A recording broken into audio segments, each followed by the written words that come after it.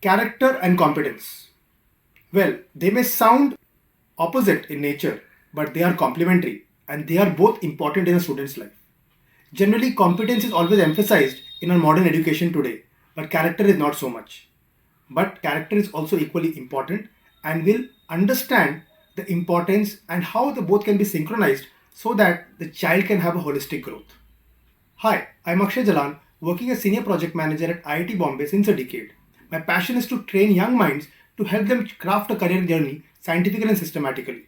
I use the tools of psychometry and astrology to help the students explore, discover, and grow in their career journey so that they can become successful future leaders and ultimately make their parents proud.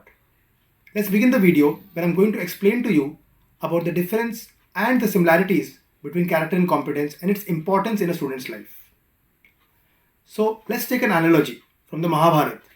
In the Mahabharata, we see that the Pandavas and Kauravas, they were both competent.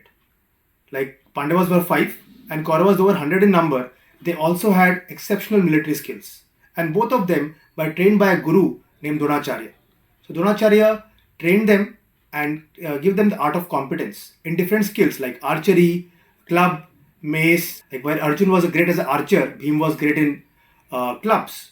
We had Duryodhan also was good in club, right? So they had good competence. Like Kauravas also had very good competence, so did Pandavas. But what about character?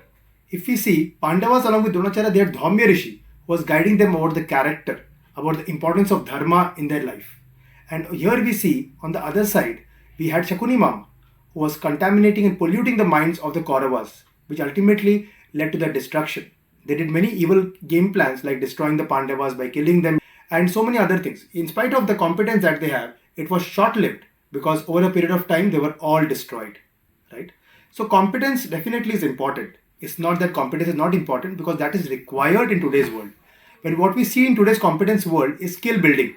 So skill building is very important and our education with the NEP policy is moving towards that, and there are so many other initiatives that is happening by the government and the education system so that students develop skills.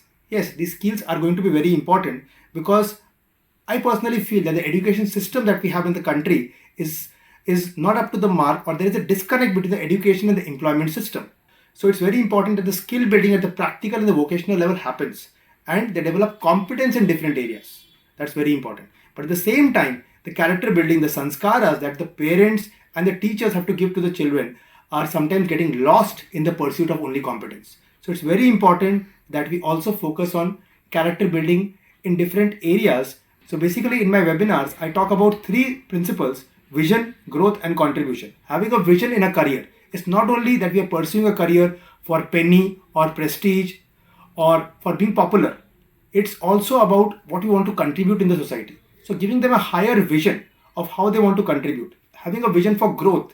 It's not only taking up a job and earning money and growing up the corporate ladder. It's also about growing as a person, because when you grow as a person, you automatically grow in terms of finances, relationships, money, career, health, etc. And these are the 4 areas people are looking at to be successful. So these are possible when one works on his own character, on self-development. So it's very important that we evolve as a person, as an individual, along with developing the required skill sets for our current niche.